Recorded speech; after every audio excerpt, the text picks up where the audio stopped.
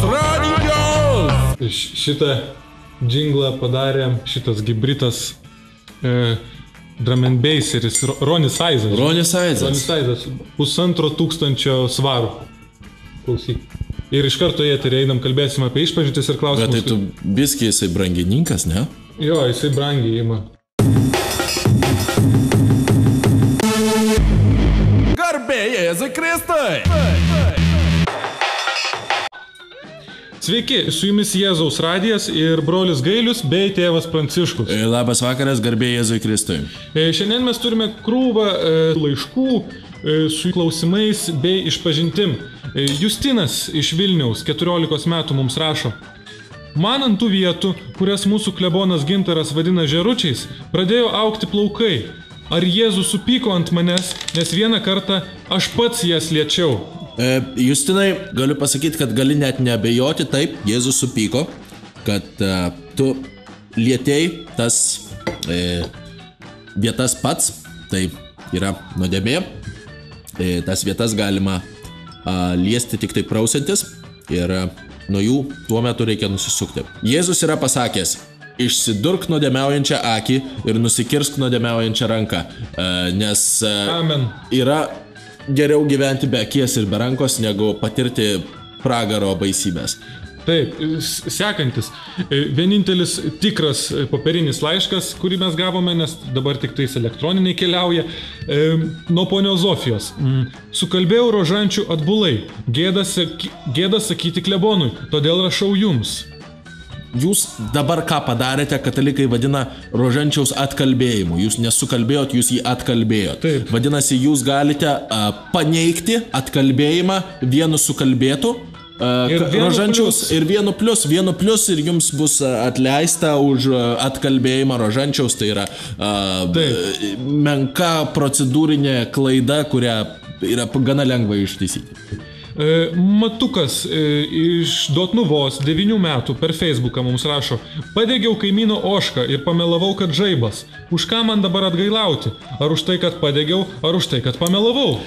Dažnai sutinkama iš tiesų yra nuodėmė, kai padarai vieną, pameluoji dėl kito ir turi dvi nuodėmes viena ant kitos sustatytas.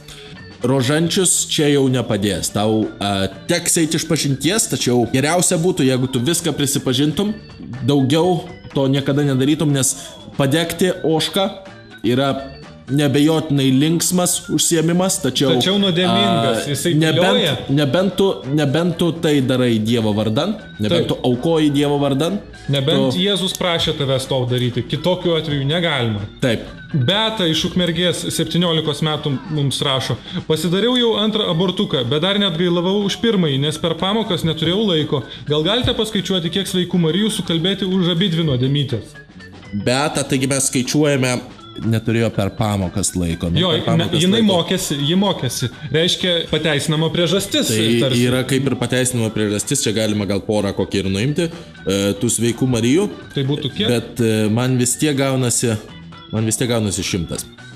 Bet tau reikėtų sukalbėti 100 sveikų Marijų ir už abidvi nuodėmes, tai sakyčiau, netgi visai pigiai išsipirkai. Dar gerai išnešiai kailį. Taip. Pakopa po pakopos mes kopiame į pragarą, panelę. Taip, kitas laiškas.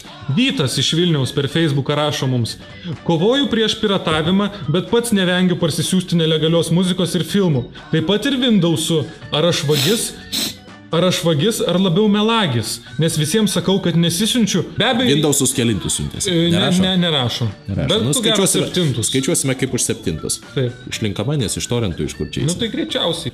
Taip, gaunasi 6728 sveikos Marijos ir 48 Tėve mūsų. Va, prašau. Vytai, tu... Nebent paukotų Jėzaus radijo bažnyčiai naujai įsteigtai arba tavo Jeruzalės bažnyčiai. Taip. Gali ateiti į mano Jeruzalės bažnyčią, aš tave visada priimsiu. Valentas mums rašo iš Dotnuvos: kirviu užmušiau kaimyną ir po savaitės žaibas nutrenkė mano ožką. Tai mes su Jėzum jau atsiskaitėm, ar kaip? Ožka kaimynui nelygi.